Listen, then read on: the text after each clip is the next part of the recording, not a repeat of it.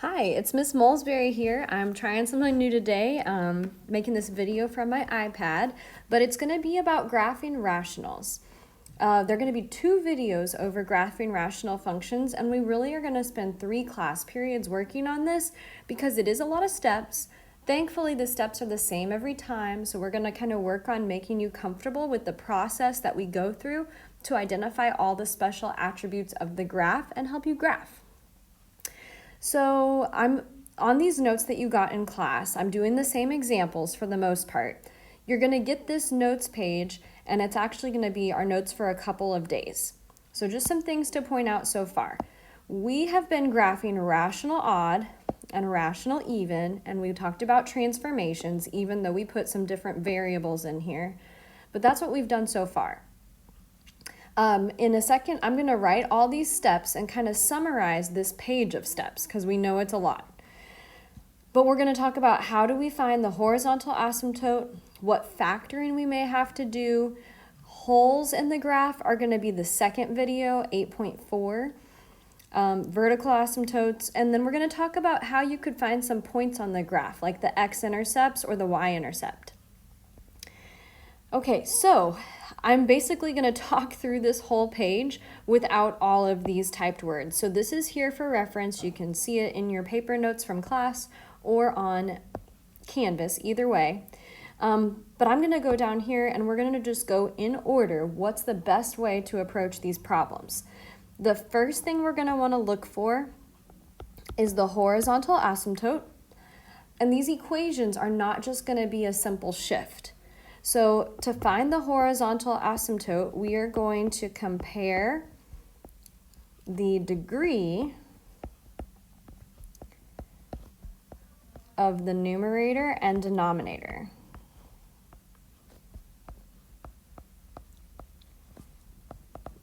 Okay, degree meaning our highest exponent. And one of 3 things could happen. So the first case, if the degree is bigger on the bottom, then the asymptote is going to be y equals 0. And I'm underlining things here because there's a silly kind of acronym to help you remember. So we said this case would be called BOBO. So the degree bigger on the bottom, y equals 0 is automatically your horizontal asymptote. Okay, so then if it's not bigger on the bottom, maybe the degree is bigger on top. And in that case, we would get none. So B-O-T-N, that doesn't spell anything, but we can actually just say it as botan. So Bobo, botan. And the last case is if they are both equal, then take coefficients. And so we call this one Betsy. Bobo, botan, Betsy. So we're going to do examples, but this right here, take coefficients, it means that we are going to divide the coefficients to help us find the horizontal asymptote. Okay, so after we do that, second step every time, we are then going to factor if needed, because since a rational function is the ratio of 2 polynomials, it may look like we have a quadratic or cubic function and we need to factor it to be able to analyze better. The third thing we're going to do is then look to see what makes the function undefined to find our vertical asymptotes. So the vertical asymptote, we are going to set the denominator equal to 0 and solve. So that's going to tell us x's that are not possible, that make the function undefined, where we're going to see that asymptote. Okay, step 4. We are then going to be looking for x-intercepts and y-intercepts. You can do these in either order, but the x-intercept, remember, it's always a number that makes the equation 0. So to make a fraction 0, since these are fractional, we would need the numerator to be 0. So we set the numerator equal to 0 to see if there is an x-intercept. There still can also be called roots or solutions or zeros. That's what I was trying to think of. Okay, and then we have y-intercept, which is 0, comma, a number. So if we know that it starts with a 0, we're going to plug 0 in for x and see what we get. And then, if you're like, what? How are there still more steps? Well, we're going to be asked to analyze the domain and range. And we've already been doing this, but we're going to make sure that our domain excludes the vertical asymptote, while the range excludes the value of our horizontal asymptote, since those values will not be reached by our function. Okay, so these are the steps we're going to use. We're now going to do 3 examples on this video, and then we'll do another one that has holes in the graph, which is a whole thing. A whole thing. Oh goodness, I might crack myself up. Better not. Okay, so on the next page, I'm using the examples from the notes, but I'm going to change B over here instead, but I'll change it when we get to it. Okay, so A says, without using a graphing calculator, sketch each function. Indicate the domain, range, vertical and horizontal asymptotes, and the y-intercept. All right, we're going to go in the order that we listed it on the page above. Step 1, the horizontal asymptote. We're going to compare the degree. So the top has no x's. The denominator has x times x. It has x squared. So this problem, the degree is bigger on the bottom. Bobo means that the horizontal asymptote is going to be y equals 0. Great. Step 2 is that we're going to factor if needed, but I can see that the denominator is already in factored form. Looking at the denominator is going to help me with my vertical asymptote, so that's where we're going to move to next. So number 2, there was no need to factor, so I'm just going to leave it as is and move on to vertical asymptotes. We're going to set the denominator equal to 0. So we're going to set x minus 2 equal to 0, x plus 4 equal to 0, and we're going to get that there are 2 vertical asymptotes on this graph. X is positive 2 and negative 4. Okay, so let's pause right here and go to the graph and sketch what we know so far, because we haven't done any yet. This is obviously not going to look rational, odd, or even, since there are 2 vertical asymptotes. Okay, so there's x equals 2. Here's negative 4. And then I'm going to actually extend this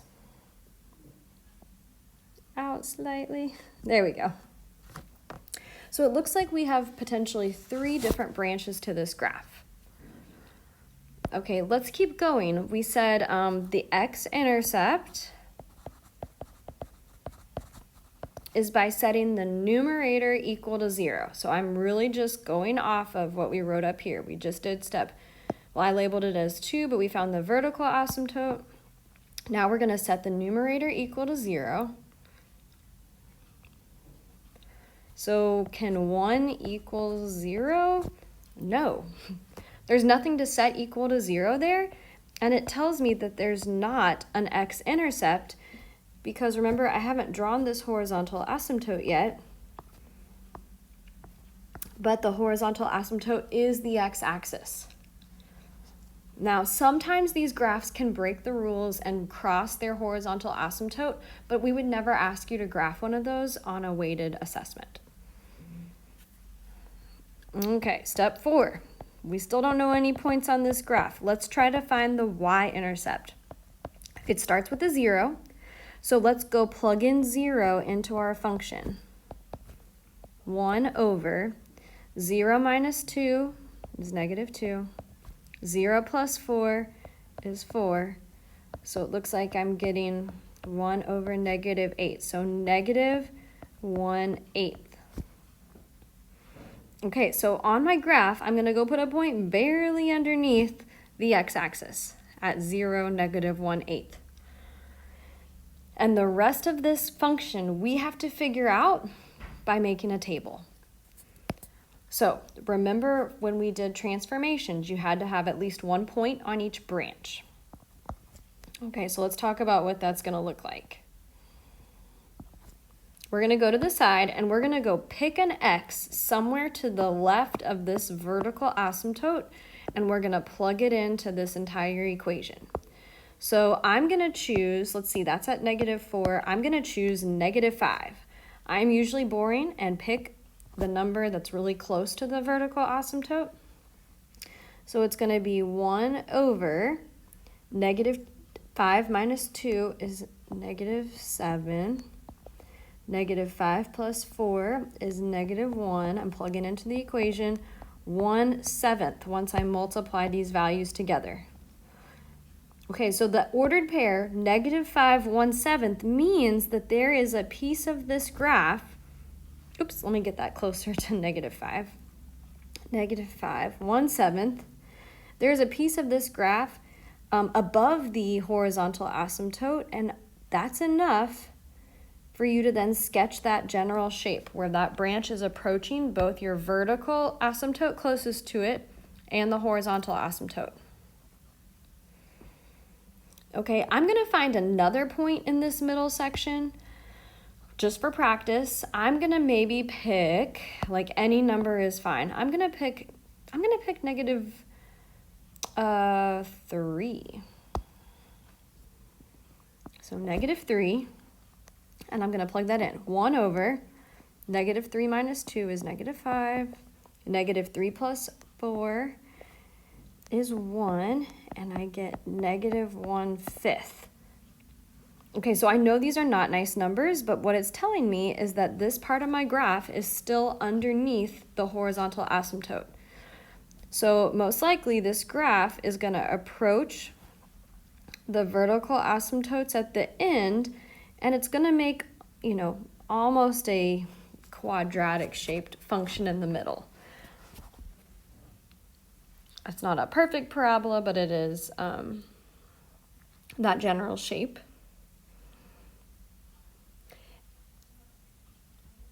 And then on the right side, we do need to pick one more value. So I need to pick something to the right of 2. I'm going to pick 3. Like I said, I picked the boring numbers, and then I'm going to plug it in. 3 minus 2 is 1. 3 plus 4 is 7. So this piece is also at 1/7. And that's enough to go ahead and then connect that, make the branch approach your vertical and horizontal asymptote, and that's our finished product. Most of the time, if we have 2 vertical asymptotes, your graph is going to look somewhat like this. So today we're introducing you to all sorts of different looking graphs. So fun. Okay, so let's go ahead and do the domain and the range. We said we have to exclude our vertical asymptotes. It didn't tell me what form I have to write this in, so I'm gonna write it in interval notation, this one, and then I'll switch it up on the next examples. So my domain starts at negative infinity. We cannot include the first vertical asymptote at negative 4. Then the middle section is from negative 4 to positive 2. And then the right section is from 2 to infinity. So I needed 3 different intervals because of the 3 different branches of my graph that all covered different x values.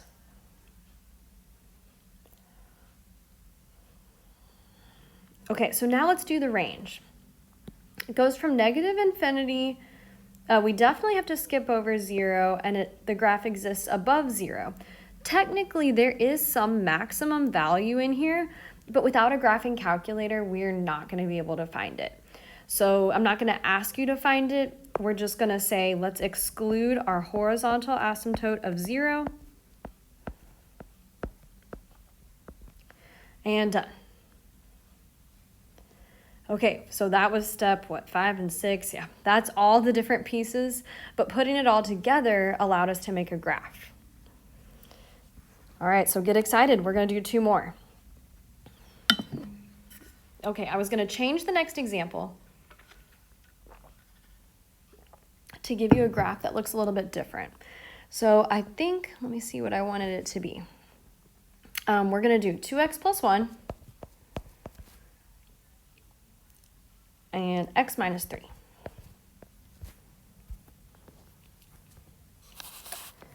Okay, so this one looks a little less complicated, but it does have x's on both the numerator and denominator. Let's go through the same process starting with the horizontal asymptote. So look at the degree. I have an x and an x. The degree is their exponent. They are both linear. They are both equal. Take the coefficients. That means take the front numbers in front of the x's, so 2 and 1, and divide them. Y equals 2. That's my horizontal asymptote. I don't need to do any factoring on this problem because there's no x squared, and there's no GCF. So step 2, I'm going to look at the vertical asymptote. I'm going to look at the denominator. Vertical asymptotes are created when we try to divide by 0. So I set x minus 3 equal to 0, and it helps me see that the vertical asymptote is at x equals 3. So right now, let's go put those 2 features on our graph.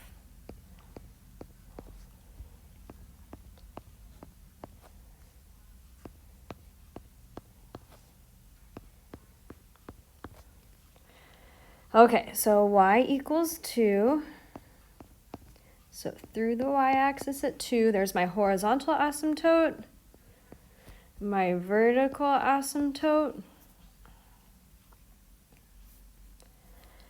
Okay, so this is looking more like what we saw last week. Let's still keep analyzing to help us find some points. So 3, we said the x-intercept is from taking the numerator and setting it equal to 0. Okay, this is one I can actually solve. I'm going to get negative 1/2, and that means we have just found a point on the graph, negative 1/2 comma 0. Okay, great. So let's go ahead and plot that negative 1/2 and 0. Okay, let's find my y-intercept. It always starts with 0. So let's go plug in 0 for every x. 2 times 0 plus 1 over 0 minus 3. So I'm just going to be left with negative 1/3, and that's here. So I need to make my branch go through these 2 points and then still show that it's going to be approaching both asymptotes. You don't have to find any other points on that branch. And I know it's going to be getting close to the horizontal and vertical. Okay, so there has to be another branch to the right of 3. So my table doesn't need to have many points. I'm just going to pick, I'm going to be boring, I'm going to pick 4. So if I plug in a 4, it's going to be 2 times 4 plus 1. So 9 over 4 minus 3, which is 1. Ooh, that's way up there. Okay, so you don't have to show me exactly and extend your graph. That's up here at 9, but what that verifies is that this branch is above the horizontal asymptote. If I had gotten a negative value, it would tell me, okay, go ahead and graph down here. And also, I should kind of know that there's not a point down here below the horizontal asymptote because there was no other x-intercept, right? So if it was going to have a branch down here, it should be crossing the x-axis at some point, and we know that it doesn't from our x-intercept step. So this is a rational odd looking graph, even though the equation wasn't that straightforward that it was going to be rational odd. Okay, domain and range, we only have to exclude one thing from each. So I'm going to write this one not in interval notation. I'm going to say the domain is all real numbers, but x cannot equal 3. The range is all real numbers, but x cannot equal 2. Oh, not x, excuse me, y. Y cannot equal 2. Great. Okay, y'all, we're doing one more from start to finish for today. So here we go. C is h of x equals 1 over x squared plus 3x minus 10. Okay, I'm going to go through in the exact same order. Here we go. Horizontal asymptote. Look at the degree. It's a 1 versus, so no x's versus x squared. Bigger on the bottom. Bobo means y equals 0. Okay, step 2 is factor if necessary. So this denominator could be rewritten because it's hard for me to set the denominator equal to 0 and solve without factoring. So it looks like to multiply to negative 10 and add to positive 3, I would need x minus, the opposite of what I just wrote. Let me take that back.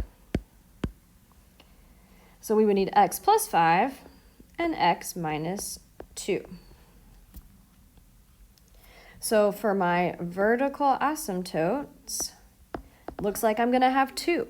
We set the x plus 5 equal to 0. We set x minus 2 equal to 0. So we're getting negative 5 and positive 2. Okay, that's a sign that it's probably going to look more similar to the first one that we graphed. Let's take an asymptote break and go graph our asymptotes.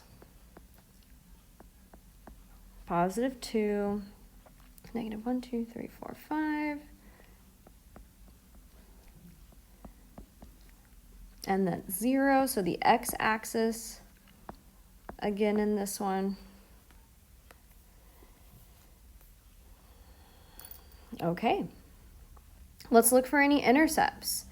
So an x-intercept comes from setting the numerator equal to 0. Not possible here. 1 cannot equal 0. It does not. So there's no x-intercept, which verifies our horizontal asymptote. Number 4, the y-intercept always starts with a 0. So go plug 0 into your equation. You can pick it in factored or unfactored form. I'm going to pick, I guess, factored. Actually, I'm going to pick unfactored, right? It's 1 over 0 squared. 3 times 0 minus 10. So those zeros are going to cancel. It's going to be negative 1/10. We would get the same answer no matter which form you use. Okay, let's go put that on the graph. Negative 1/10 is just underneath 0. So it's probably going to be a similar look to my first example, but we don't know without actually testing out points and plugging them in. So let's do it. I'm going to pick something to the left of negative 5, therefore negative 6. And I'm going to go plug it in. 1 over negative 6 plus 5 is negative 1. Negative 6 minus 2 is negative 8. And so I get 1/8. So a positive value verifies for me that my branch, or tells me where my branch should be. It should be above the x-axis, and I make the ends approach the asymptotes. Okay, let's pick something else in the middle. I'm going to pick negative 3, just because I was trying to pick an x value in this middle section. You don't have to pick the same thing as me. So 1 over negative 3 plus 5 is 2. Negative 3 minus 2 is negative 5. So that's negative 1/10. Oops. Okay, so negative 1, 2, 3, negative 1/10. So I'm going to go ahead and connect these. There's some sort of maximum value in here, but the ends are going to be bounded by the vertical asymptote. I'm going to pick something to the right of 2. How about for fun, I just pick 4. 1 over 4 plus 5 is 9. 4 minus 2 is 2. 1/18, a very, very tiny number, but it's positive. So that tells me over here, I have a positive y value, very close to the x-axis, which is my horizontal asymptote. So it is going to be a similar looking graph to the very first one. Okay, so to make sure, if you have 2 vertical asymptotes, you could write 3 intervals, just like we did on example A, or you could go ahead a little bit lazier. If the problem doesn't specify, we could say all real numbers, but x cannot equal, and usually we list them from least to greatest, negative 5 and 2.